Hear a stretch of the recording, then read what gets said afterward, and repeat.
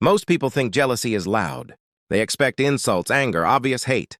But that is not how real jealousy moves. Real jealousy is quiet. It sounds caring. It looks supportive. It hides behind smiles, concern, and innocent questions. And that is why it is dangerous. Jealous people do not attack you directly. They study you. They listen. They wait for moments when you are growing, healing, changing, or winning. Then they speak, not to help you, but to pull you back to the version of yourself they were comfortable with. The problem is most people fall for it. They explain. They apologize. They shrink. And they never realize their confidence was just slowly drained. In this series, we are breaking down 5 subtle behaviors jealous people use that almost no one talks about. You will learn how to recognize them instantly, understand why they do it, and exactly how to respond without arguing or losing your peace. Once you see it, you cannot unsee it. These are the 5 questions jealous people always ask. Don't fall for them. Number 1.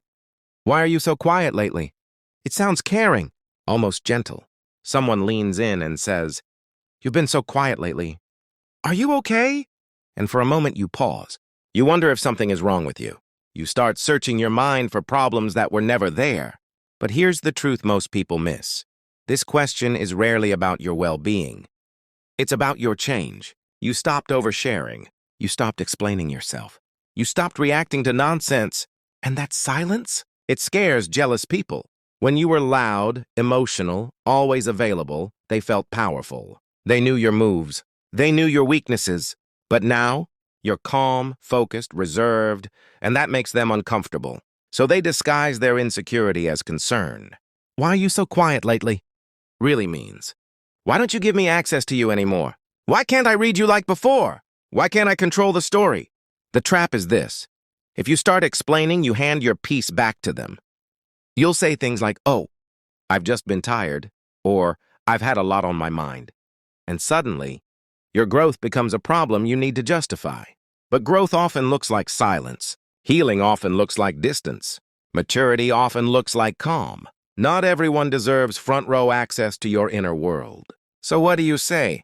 You smile softly and say, "I'm good, just focused," or "I'm in a different season." That's it. No emotional essay, no confession, no reopening doors you worked hard to close. Because real supporters respect your silence. Jealous people interrogate it.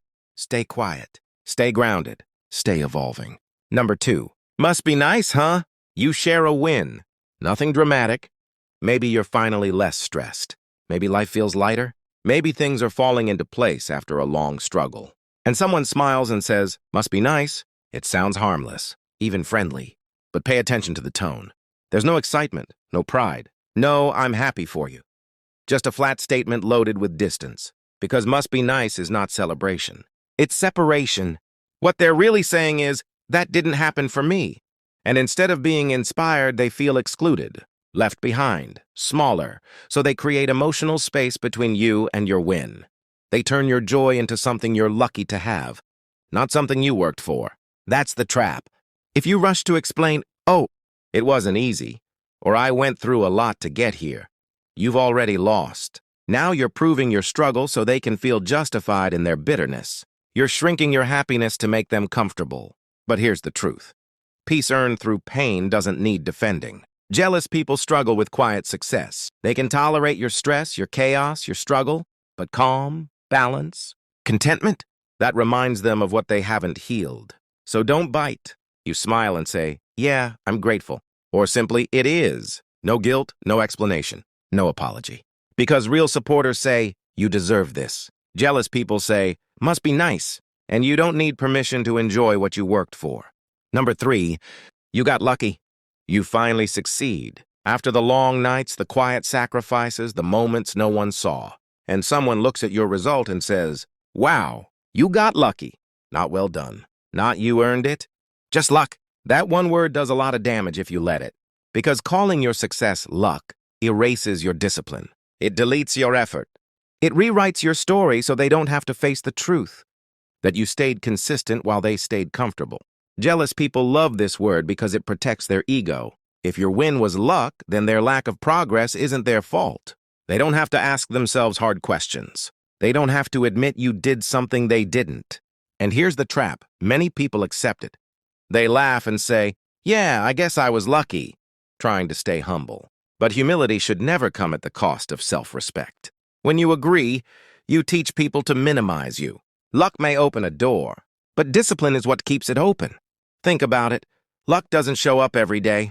You did. Luck doesn't stay consistent. You did. Luck doesn't improve, learn, or grow. You did. So what do you say? You stay calm and say, "I worked for it," or "preparation met opportunity." Short, grounded, final. Because real supporters acknowledge effort. Jealous people rewrite history. Do not let anyone turn your persistence into coincidence. You didn't get lucky, you got better.